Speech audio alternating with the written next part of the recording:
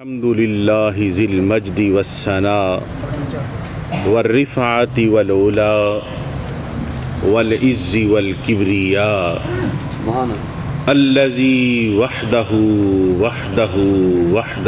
لا شریک له لا ضد له ولا ند له ولا مثل له ولا مثال له ونشهد أن سيدنا ومولانا محمد عبده ورسوله والصلاة والسلام عليه وعلى آله وأصحابه وأولياء ملته وعلماء سنته أجمعين. اما بعد فاعوذ باللہ من الشیطان الرجیم بسم اللہ الرحمن الرحیم انہ لقول رسول کریم ذی قوۃ عند ذی العرش مکین آمنت باللہ صدق اللہ العلی العظیم وبلغنا رسوله النبی الکریم الامین.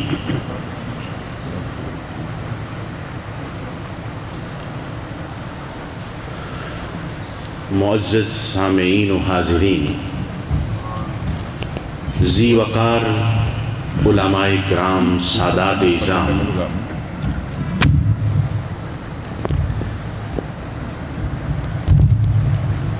اس کو نہ چھڑیں، آپ چھوڑ دیں، صرف آواز آئے، باقی ہمیں ضرورت نہیں ہے.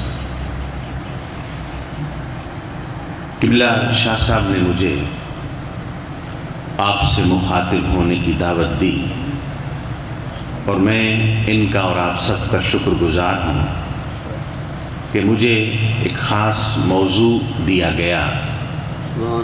قبلہ شاہ صاحب نے فرمایا کہ حضور علیہ السلام کی شان کریمی پر گفتگو کرنی.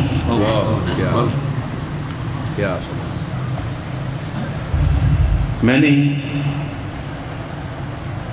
اپنے مطالعہ اور علم کی حدود میں رہتے ہوئے رات بیٹھا اپنی لائبریری میں کچھ چیزیں دیکھتا رہا تو قرآن مجید فرقان حمید میں نبی علیہ السلام کے اس وصف کو بیان کرتے ہوئے اللہ جل مجدہ الکریم نے فرمایا انہ لقول رسول کریم. سبحان اللہ. یقیناً یہ قرآن کریم رسول کا قول ہے. کیا بات ہے.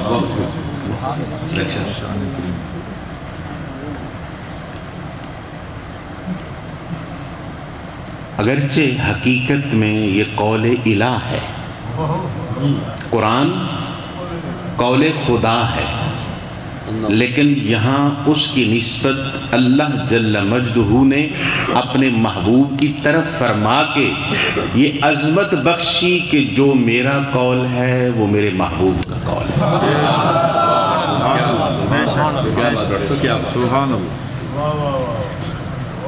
اور پھر اپنے محبوب کو اگلی عظمت بخشتے ہوئے فرمایا کہ میرا رسول کریم ہے. اب یہ جملہ قرآن کریم میں دو جگہ فرمایا. پہلا سورہ الحاقہ میں، وہاں فرمایا انہ لقول رسول کریم وما هو بقول شاعر، یہ میرے رسول کریم کا قول ہے، کسی شاعر کا نہیں. یہ قرآن، اس کو شاعری سمجھ کے بس ٹھیک ہے وقتی طور پہ لطف اندوز ہو جانا، باقی مفہوم اور میں تفسیریں چھوڑ رہا ہوں، اور واہ واہ کر دینا جب سننا تو پھر بات ختم. ایک جہت یہ بھی ہے اس تفسیر کی، مطلب یہ عمل کے لیے آیا، اور اس کو وہ شاعروں کے الفاظ کی طرح نہ سمجھنا کہ یہ مسجع مکفہ ہے تو بس اس لیے ہے. یہ مالک کریم کا قول ہے اور رسول کریم کی زبان سے ادا ہوا. اس آیت میں رسول اللہ صلی اللہ علیہ وسلم کی صفت کریمی میں کسی مفسر نے اختلاف نہیں کیا۔ دوسری آیت میں جہاں یہ فرمایا اِنَّهُ لَقَوْلُ رَسُولٍ کریم، وہاں پر علامہ رازی اور کچھ اور مفسرین نے دوسری تفاسیر کے ساتھ ساتھ یہ بھی کہا کہ یہ جبرائیل امین کو یہاں رسول کے معنی میں لیا گیا اور کریم ان کی صفت کو بیان کیا گیا، لیکن اکثر مفسرین نے فرمایا کہ جب اس آیے کریمہ میں یقیناً یہی تفسیر ہے کہ وہ نبی علیہ السلام کا وصف بیان ہوا، تو یہاں بھی وہی تفسیر راجح ہے کہ یہاں بھی نبی علیہ رسول سے مراد نبی علیہ السلام کی ذات ہے۔ اب کریم لفظ جو ہے عربی زبان کے اصول اور قواعد کے اعتبار سے، میں چونکہ جامعات میں بھی دین کے صدقے اللہ نے عطا فرمایا، 23-24 سال ہو گئے یہی عربی زبان و ادب قرآن و حدیث پڑھاتے ہوئے، اور یونیورسٹی کے اندر بھی میں عربی لٹریچر کا استاد ہوں۔ اچھا ماشاء۔ کریم فعیل کا وزن ہے، گرامر کا ایک اصول ذکر کرنا، اور فعیل کے وزن پر جو بھی لفظ آتا ہے، صیغہ آتا ہے، وہ فاعل اور مفعول دونوں معنوں میں استعمال ہوتا ہے۔ فعیل کریم، فاعل کریم کا معنی لیں تو کرم کرنے والا، اور اگر مفعول کا معنی لیں تو جس پر کرم کیا گیا ہو۔ اب کرم کے معنی عزت، مرتبہ، مقام، لطف، عنایت، عفو، درگزر، یہ سارے اس کے معنی استعمال ہوتے ہیں۔ اب ایک ایک پہ چلیں گے تو بڑی لمبی گفتگو ہو جائے گی۔ کریم کا معنی اگر مفعول والا لیا جائے جو قرآن کریم کی اس آیت کے اگلے الفاظ سے آتا ہے، اس کا معنی یہ بنا کہ اللہ رب العزت نے اپنے رسول کو مکرم بنایا، سبحان اللہ، عزت والا بنایا، شان والا بنایا، لطف و احسان والا بنایا۔ اب ان معنوں کے روح سے اگر ہم دیکھتے ہیں قرآن کریم کو ہی، تو اللہ کریم نے اپنے محبوب کی ایک صفت کریمی کو بیان فرمایا، پھر آگے فرمایا ذی قوت عند ذی العرش مکین، میرا رسول قوت والا ہے اور عرش والے کے ہاں اس کا بڑا مقام اور مرتبہ ہے۔ مزے کی بات ہے، اس مقام اور مرتبے کو بیان خود وہ کر رہا ہے جس نے دیا ہے۔ وہ مالک کائنات ہو کر جو بے نیاز ہے، وہ جس کی عظمتوں کو خود اپنی زبان سے بیان کرے، اس کی عظمتوں کا اندازہ، اور جو ان عظمتوں کا منکر ہو اس کا بھی اندازہ کر لیں کہ کیا ہوگا، کہ وہ مالک کریم کی دی ہوئی عزتوں کا انکار کر رہا ہے۔ وہ حقیقت میں رسول اللہ صلی اللہ علیہ وسلم کی عزت کا یا آپ کی ذات کا انکار نہیں، وہ مالک کریم کا انکار کر رہا ہے۔ اس لیے یہ کہا کہ جو رسول اللہ کا منکر ہے وہ حقیقت میں اللہ کا منکر ہے۔ تو دوسری جگہ فرمایا جو رسول اللہ کا فرما بردار ہے وہ اللہ کا فرما بردار ہے۔ من یطیع الرسول فقد اطاع اللہ۔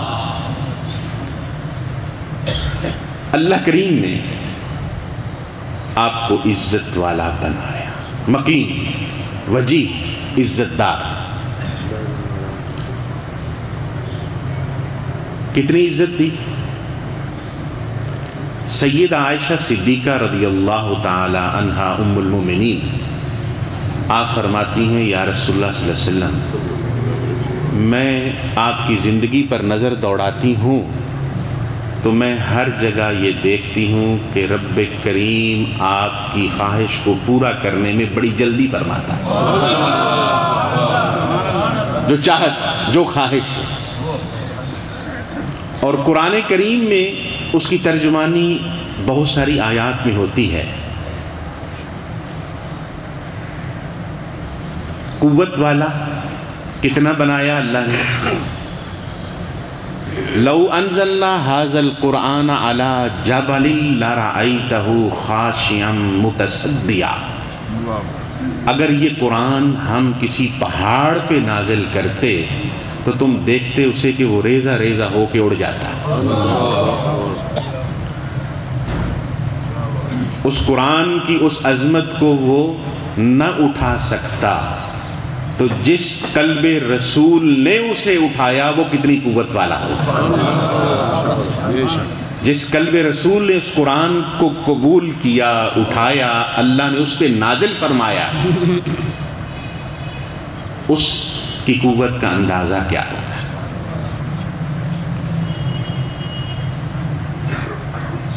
دوسری قوت کا اندازہ فرمائیے کہ رسول اللہ صلی اللہ علیہ وسلم نے حدیث پاک میں تفصیل اس کی ذکر کی. قرآن پاک میں یہ آیا کہ موسیٰ علیہ السلام نے اللہ کی بارگاہ میں عرض کی 40 دن کے اعتکاف کے لیے کوہ طور پہ جب گئے، وہ ہم کلام ہوتے ہوتے ہوتے ہوتے قرب اتنا ہو گیا، مقام اور مرتبہ بڑھتے بڑھتے کہ دل میں یہ خواہش پھر زبان پہ آئی کہ مولا تیری ذات دیکھنا چاہتا. اللہ جل مجدہ الکریم نے فرمایا موسیٰ نہیں دیکھ سکتے. بار بار جب عرض کی گئی تو فرمایا اس پہاڑ کو دیکھو، ان استقر مکانہ فسوف ترانی، اگر وہ پہاڑ اپنی جگہ پہ جیسے اب قائم ہے ایسے ہی رہ گیا میری تجلی کے بعد تو تو پھر مجھے دیکھ سکے گا.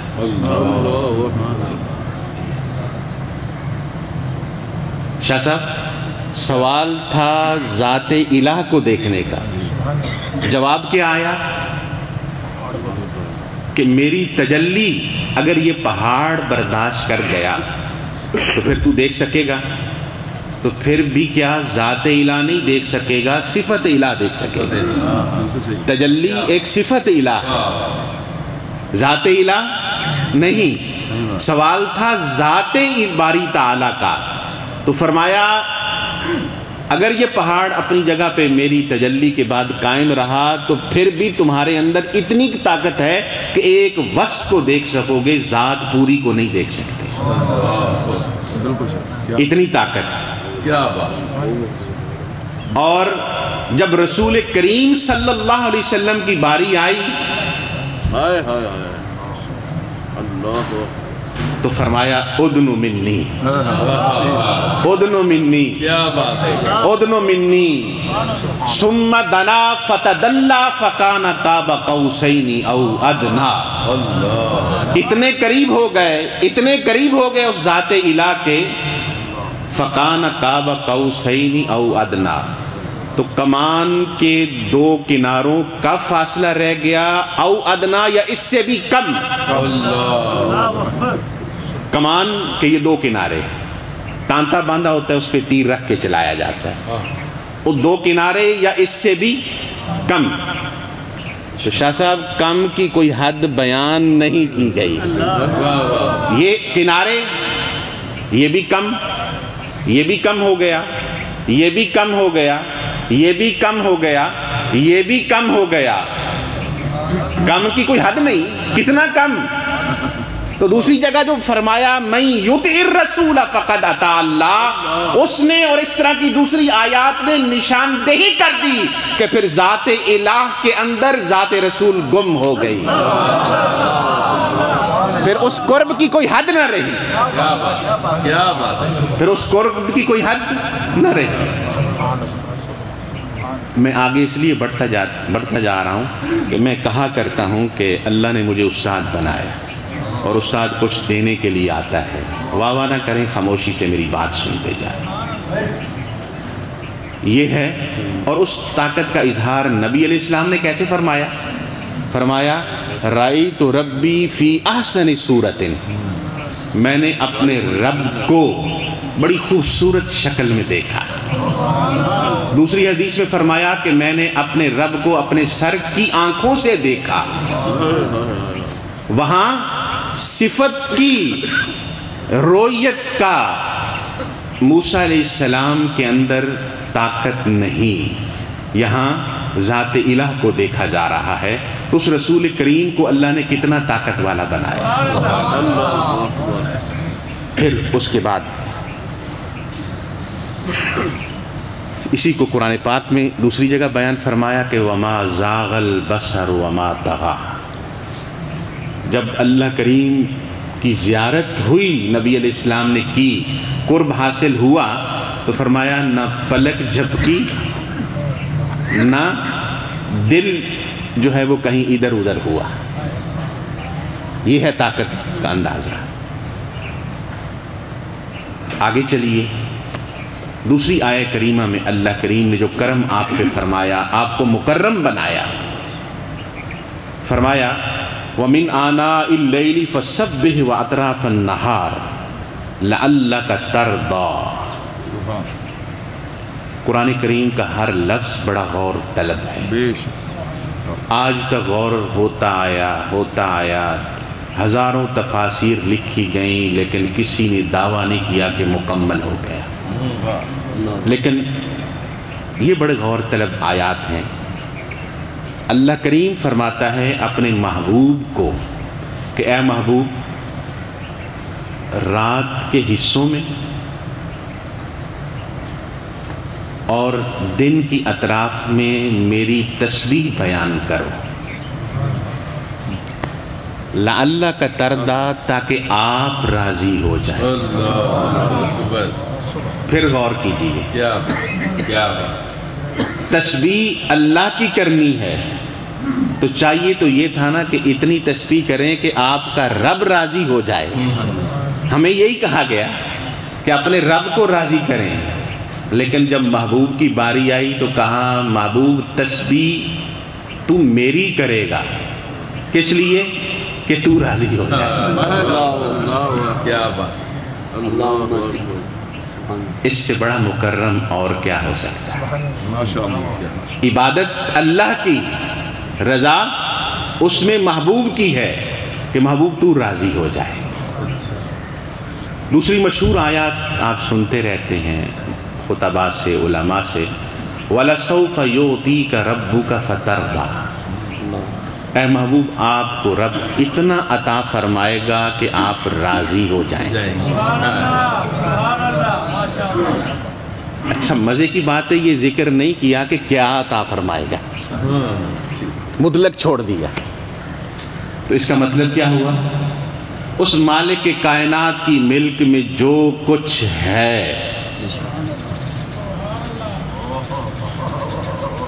اس مالک کی ملک میں جو کچھ ہے وہ سب اتنا اللہ عطا فرمائے گا کہ آپ راضی ہو جائیں۔ کیونکہ کسی ایک چیز کا ذکر نہیں کیا، کسی چیز کا ذکر نہیں کیا کہ کون سی چیز، تو مالک کی کائنات میں جو کچھ ہے وہ سب محبوب کا ہے، اس لیے مختار کل کا عقیدہ بنایا گیا۔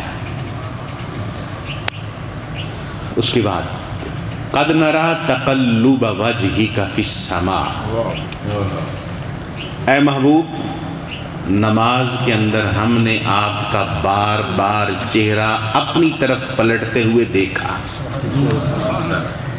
آسمان کی طرف سے مراد اللہ، اس کی بارگاہ میں عرض تھی، زبان سے کچھ نہیں، صرف دیکھا بار بار نماز میں، زبان سے کچھ نہیں کہا، لیکن وہ مالک اپنے محبوب کی اداؤں کو جانتا ہے۔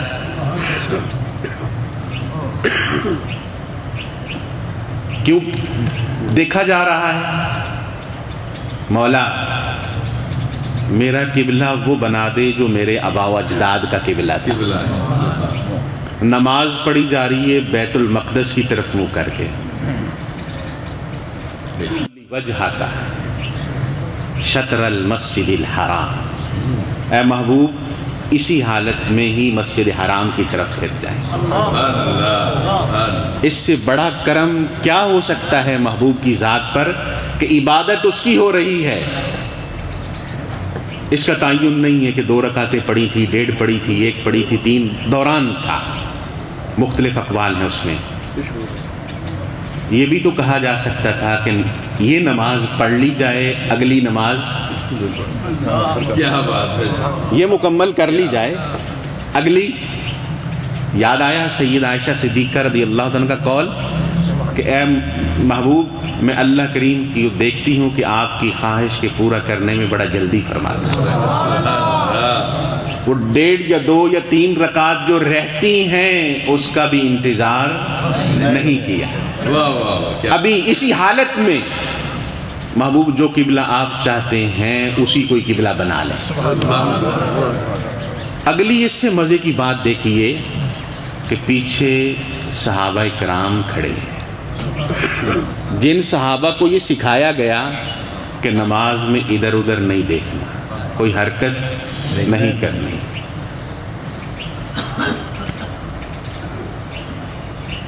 سیکھا ہوا پتہ ہے، اس قانون پہ عمل ہے.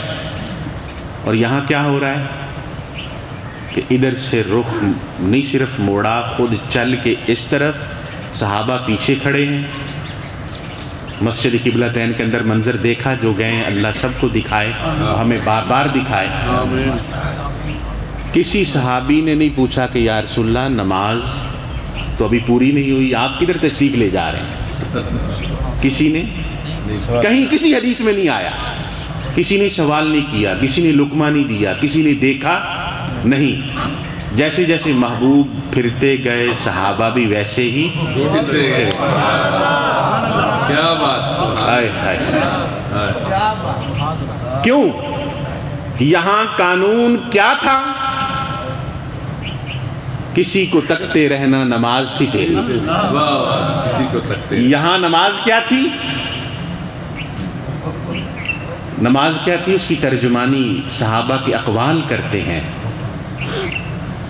جب آپ آخری ایام کے اندر بیماری کی حالت میں ضعف کی وجہ سے مسجد تشریف نہ لا سکے، 3 دنوں کے بعد، یہ بھی دیکھیے، 3 دنوں کے بعد پردہ ہٹا کے دیکھا جماعت ہو رہی ہے، رخ قبلے کی طرف، تو روضہ شریف اس طرف ہے، وہ آپ کا گھر ہے. وہاں سے دیکھا جائے تو منہ سب کا ادھر ہے، امام کا بھی مقتدیوں کا بھی. تو کیسے پتہ چلا کہ کوئی دیکھ رہا ہے؟ منہ تو سب کا ادھر ہے، کیسے پتہ چلا؟ اصول کیا ہے؟ سیدھا دیکھنا ہے. سیدھا بھی نہیں، جہاں سجدہ گاہ ہے وہاں نظر ہو. تو بائیں طرف میں کسی اب آگے بھی نہیں کوئی آ رہا، صرف کیا پردہ ہٹا کے دیکھا ہے. تو صحابہ کیا کہتے ہیں کہ قریب تھا کہ ہم خوشی کی وجہ سے صفیں توڑ دیں. قریب تھا کہ صفیں توڑ دیں.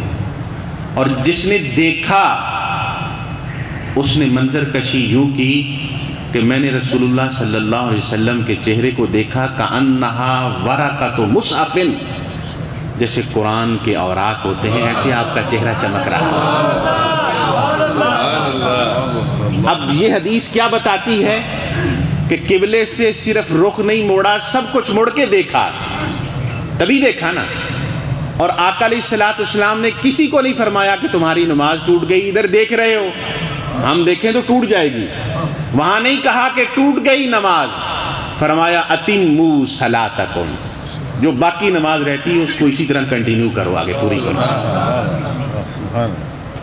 تو کیا یہ حدیث، یہ منظر کیا بتاتا ہے کہ اس نماز کے اندر بھی صحابہ اکرام کی منظر نگاہ جو ہوتا تھا منظر، وہ آقا علیہ الصلوۃ والسلام کی ذات ہوا کرتی ہے.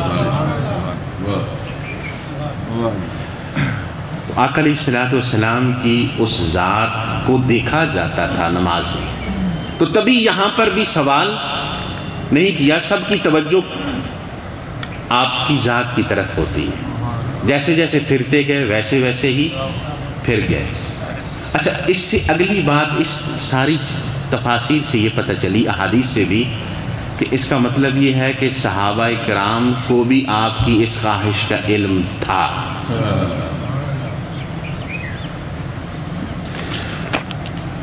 یہ کچھ گفتگو تھی کہ اگر بمانے مفعول کے کریم کو لیا جائے کہ اللہ نے عزت والا کرم والا بنایا، کیونکہ یہ معنی قرآن کریم میں یہ کریم کا لفظ استعمال کر کے کئی جگہ پہ لیا گیا۔ ایک جگہ اللہ نے فرمایا رزق کریم، عزت والا رزق دیا جائے گا۔ خواتین ایوان مصر کے اندر جب یوسف علیہ السلام کی زیارت کی تو وہ خواتین کہتی ہیں ما ھذا بشرا الا ملک کریم، یہ کوئی انسان نہیں، یہ بڑا عزت والا فرشتہ ہے، مکرم، جس کو عزت دی گئی ہے۔ تو یہ بمانے مکرم کے اور بھی متعدد آیات میں لفظ کریم استعمال ہوا۔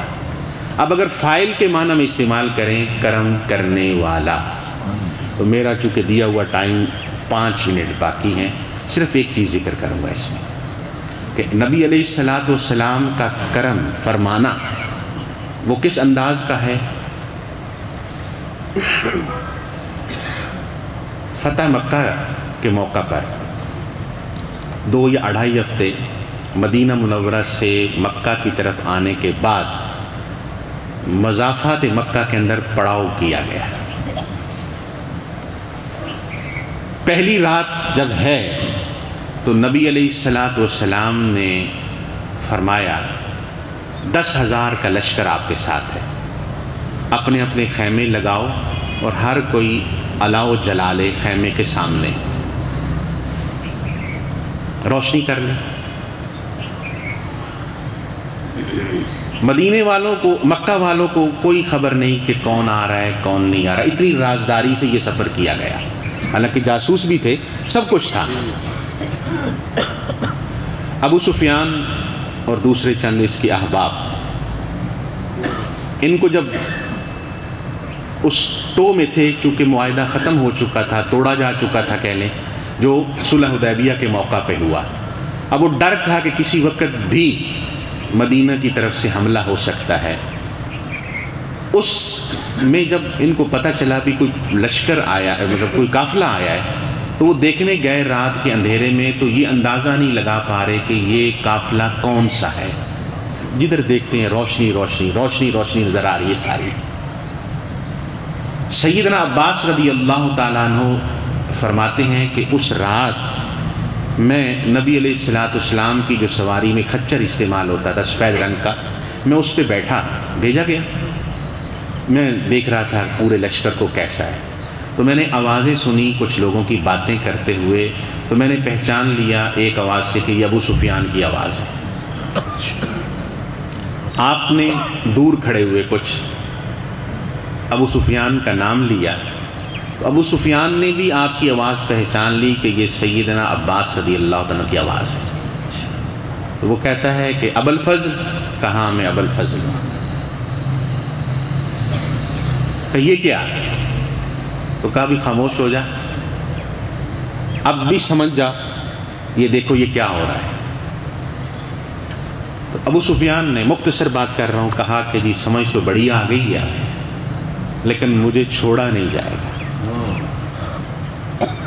آپ نے فرمایا میرے پیچھے بیٹھو خچر پہ، خچر پہ بٹھایا، اور اس انداز میں نبی علیہ السلام کی بارگاہ میں حاضر ہوئے کہ پورے لشکر کا چکر لگایا تاکہ ہیبت دل میں اور بیٹھ جائے، دکھانے کے لیے کہ کتنے لوگ ہیں اور کس انداز میں آئے ہیں۔ ابو سفیان دیکھتا جا رہا ہے اور بڑا ہیبت زدہ بھی، یہ کیا ہو گیا ہمارے ساتھ، اپنی پچھلی ساری زندگی کو دیکھتے ہوئے۔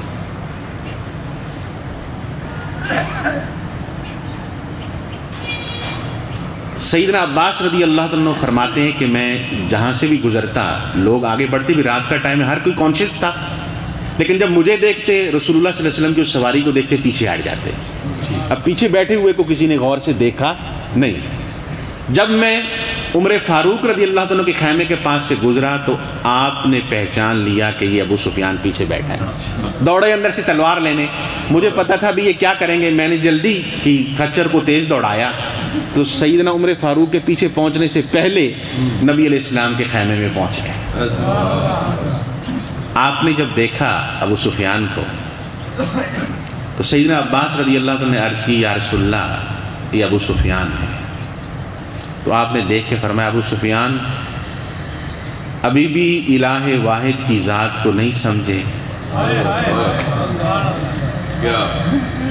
ابو سفیان کہتے ہیں یا رسول اللہ صلی اللہ علیہ وسلم سمجھ تو بہت آ گئی کہ ہمارے پتھر کے خدا نے ہماری کچھ نہیں سنی، الہ واحد کی ذات کی اب سمجھ آ گئی مجھے۔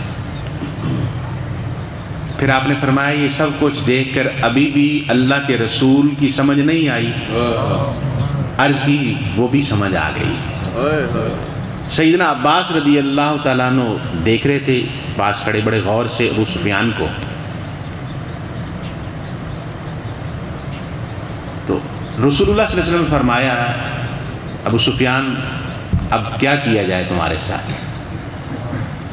تو ابو سفیان کا وہ لفظ ہیں کہ یا رسول اللہ آپ بڑے کریم ہیں، آپ بڑے کریم ہیں۔ تو اس وقت پھر سیدنا عباس رضی اللہ عنہ نے اشارہ کیا، اس اشارے کو سمجھتے ہوئے ابو سفیان نے کہا اشہد اللہ الہ الا اللہ و اشہد ان محمدا عبدہ و رسولہ۔ اب سیدنا ابو سفیان رضی اللہ تعالیٰ عنہ بن گئے۔ پھر آپ نے فرمایا حضرت عباس سے کہ ان کو اپنے خیمے میں لے جائیں۔ اتنے میں یہ ایک بات رہ گئی کہ جب آپ سے مکالمہ ہو رہا ہے تو عمر فاروق رضی اللہ عنہ بھی پہنچ گئے تلوار لے کے۔ اس گفتگو کے دوران عرض کرتے ہیں یا رسول اللہ مجھے اجازت دیں کہ اس کو میں اڑا دوں۔ بار بار یہ آپ نے اشارے سے منع فرمایا۔ مسلمان ہو گئے۔ اگلے چند دنوں کے بعد پھر مکہ کا سفر کیا گیا، اس کی تفصیل ہے۔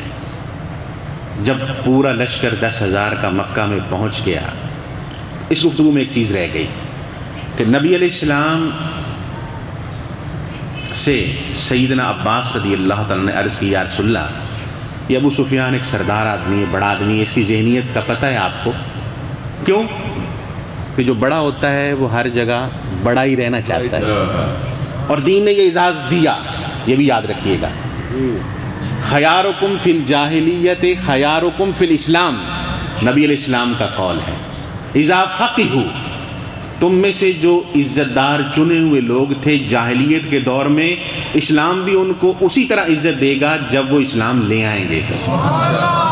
یہاں ان کی عزت کا خیال رکھا گیا، پچھلے سٹیٹس کا خیال رکھا گیا، اسی سٹیٹس کا خیال رکھا گیا۔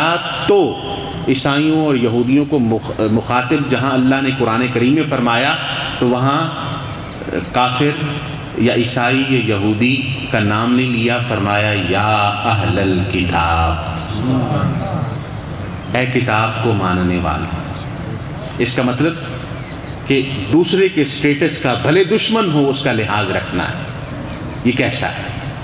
تو اب یہاں سیدنا عباس رضی اللہ تعالیٰ نے عرض کی یا رسول اللہ اس کا لحاظ رکھا جائے؟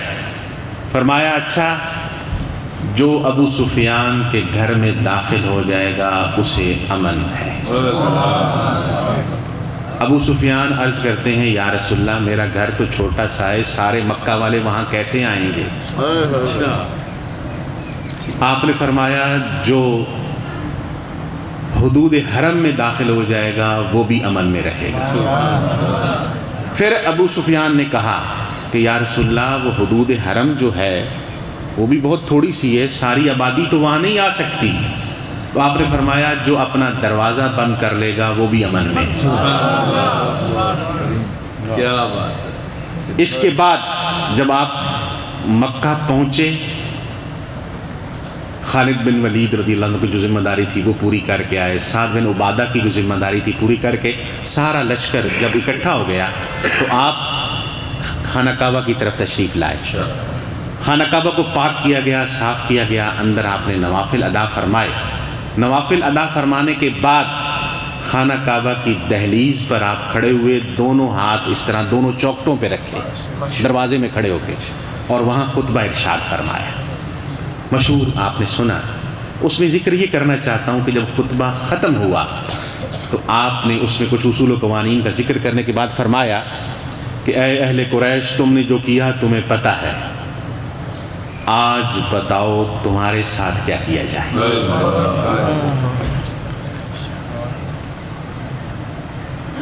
یا معشر قریش ما ترون انی فاعل بکم، اے قریش تم کیا سمجھتے ہو آج میں تمہارے ساتھ کیا کروں گا؟ جملہ کیا ہے؟ ما ترون انی فاعل بکم، تم کیا سمجھتے ہو میں تمہارے ساتھ آج کیا کروں گا؟ یعنی تم میری پچھلی زندگی جو اب اس وقت ہو گئی 60 سال تقریباً، اس 60 سال کی زندگی کو جو مجھے جانتے ہو، میرے کریکٹر کو، سب کو، اس کو دیکھتے ہوئے بتاؤ آج میں تمہارے ساتھ کیا کروں گا؟ ابھی سارے مسلمان نہیں ہوئے، ان کو مخاطب کیا جو مسلمان نہیں ہوئے، تو اس پورے گروہ میں جتنے بھی وہ لوگ کھڑے تھے سب نے بیک زبان کہا خیرن، ہم خیر کا تقاضا کرتے ہیں آپ کی پچھلی زندگی کو دیکھتے ہوئے۔ اخن کریم و ابن اخن کریم، کریم بھائی ہے اور کریم باپ کا بیٹا ہے، آج کرم فرمائی ہوگی اور کچھ نہیں ہوگا، ہم تو یہ سمجھتے ہیں۔ تو آقا علیہ السلام نے جب یہ جملہ سنا تو فرمایا اذهبوا انتم الطلقاء لا تثریب علیکم اليوم، جو یوسف علیہ السلام نے اپنے بھائیوں سے جب وہ سارے آ گئے، آپ بادشاہ تھے تو کہا تھا آج میں وہی تمہیں کہتا ہوں کہ آج سارے کے سارے آزاد ہو، کسی سے کوئی مواخذہ نہیں ہوگا، کوئی پکڑ نہیں ہوگی، جاؤ اپنے اپنے گھروں۔ اس سے بڑی کرم نوازی اور کیا ہوگی؟ کتنے بڑے بڑے دشمنوں کو معاف کیا گیا، لیکن یہ یاد رکھیے گا کہ گستاخوں کو معاف نہیں کیا گیا، جو گستاخ تھے انہیں معاف نہیں کیا گیا۔ اللہ کریم ہمیں آقا علیہ الصلوۃ والسلام کی اتباع اور آپ کی سنت پر عمل کرنے کی توفیق عطا فرمائے، والحمدللہ رب العالمین۔